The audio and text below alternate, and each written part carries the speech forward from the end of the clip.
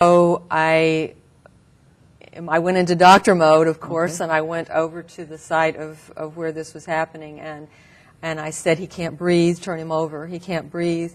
And the officer ignored me until the victim became unconscious. And I was very concerned. I was extremely alarmed. The officer then agreed to turn him over and left him lying unconscious with his handcuffs on his wrist underneath him, so that you wouldn't be able to resuscitate him in that position, and also it would cut off circulation and potentially damage nerves. And he was unconscious, and so I said, take the cuffs off. You need to take the cuffs off. And the officer said, I'm not going to take the cuffs off. They were too hard to get on. And I tried to render aid to him, and first the officer shoved me very forcefully away, and I said, I'm a doctor. I had already said that, by the way. I'm sort of getting ahead of myself, but I had identified myself very early on. I'm a doctor. Please listen to me, turn this guy over. And so the DPS officer eventually acquiesced and allowed me, in thereby recognizing I was a doctor, to attend to him, and I went and I checked him out. And then finally, an HVA ambulance showed up. It seemed like a very long period of time for that to happen, considering how close we were to the University of Michigan Hospital, and where ambulances are located close by. And when they arrived, 3 paramedics then went over to the victim and began doing various kinds of activities on him, such as putting a cervical collar on him because they couldn't be sure he didn't have a broken neck, putting him on a backboard in case he had a broken back to prevent spinal cord injury.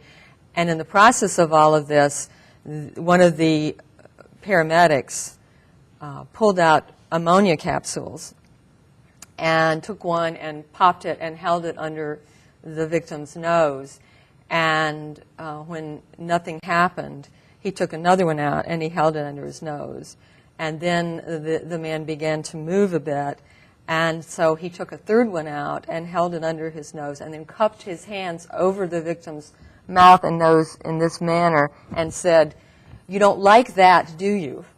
And I said, at that point, I said, "You need to stop that. What you're doing has no efficacy, and it's punitive, and you know it." What do you mean it's punitive? It means he was punishing him.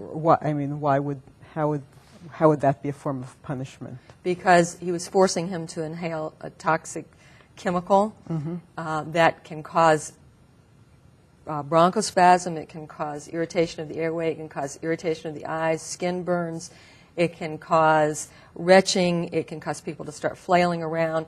And keep in mind that they were not sure that he didn't have a broken neck when they were doing this. And you don't think they were just trying to revive him, like make him suddenly feel... No, there is no efficacy that's been shown for that. As I was saying to them, there is no efficacy. It's really, there's nothing in the literature to promote that, and there's nothing in their protocols to say that that's how they should treat a person who has altered mental status, which is the category he fell into. Plus, he had trauma, he had a head injury, and was unconscious, which is by definition a concussion. So when I did that, an Ann Arbor police officer told me to move away, and I started to move away, and he grabbed me from behind and twisted my arms behind me. And I had been dealing with a very bad rotator cuff problem at that time, which is a shoulder disorder in which it severely limits your ability to move your arm in certain directions, and it's very painful. I was suffering a lot with it already, but when he did that, it was excruciating, and I said, "Please let me go, I have a shoulder problem," and he wouldn't let me go, and he shoved me up against the wall and held me in that position, and I was literally pleading with him to please let my arm go. Because of how much he was hurting me, and I explained about my shoulder injury. And eventually he did release my arms, but he wouldn't let me leave, and then he took me down into the stairwell and detained me there for quite a long period of time. But eventually He and this was an Ann Arbor police officer, he and the Michigan officers kept talking back and forth, and eventually the U of M officer, who was the sergeant in charge, came down and told me I was free to leave. And so I left. Okay. Was any of this, by any chance, captured on one of those video? There was only a small portion at the beginning when he was at risk of positional asphyxia, and I said to turn him over because he couldn't breathe, that we were able to capture. We just weren't prepared for this kind of thing to happen, and so we didn't have anything like that with us. I don't know if there were other people there. And when I say we, there was a person who was one of the protesters who did capture some of it. I don't know if anyone else did. I haven't heard or seen any of that. And is that video on any kind of website? Or? Yes, it's on the website that my committee has created, defendwilkerson.org. Okay. And it can be viewed. Great. Okay. And so you were charged as a result of this, and... Well, that's what really happened is that there were 3 people that night who were arrested and who were charged. Then after I filed a police brutality complaint several weeks later, a week after that, I received my notice in the mail that I was being charged with 2 counts, including resisting, obstructing, assaulting, or attempting to do all of those against both an Ann Arbor police officer and the EMT.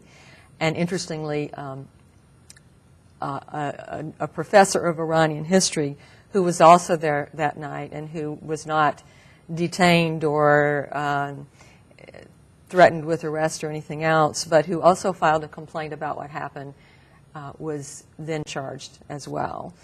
And out of the 5 people who ended up being prosecuted, 2 of them were Iranian. So that brings us up to the present that I'm now facing a trial for those charges. Okay, so you were charged, you said you weren't charged immediately, right? You were charged only after you filed a police brutality complaint. That's when the charges were officially brought against me. Okay. And do you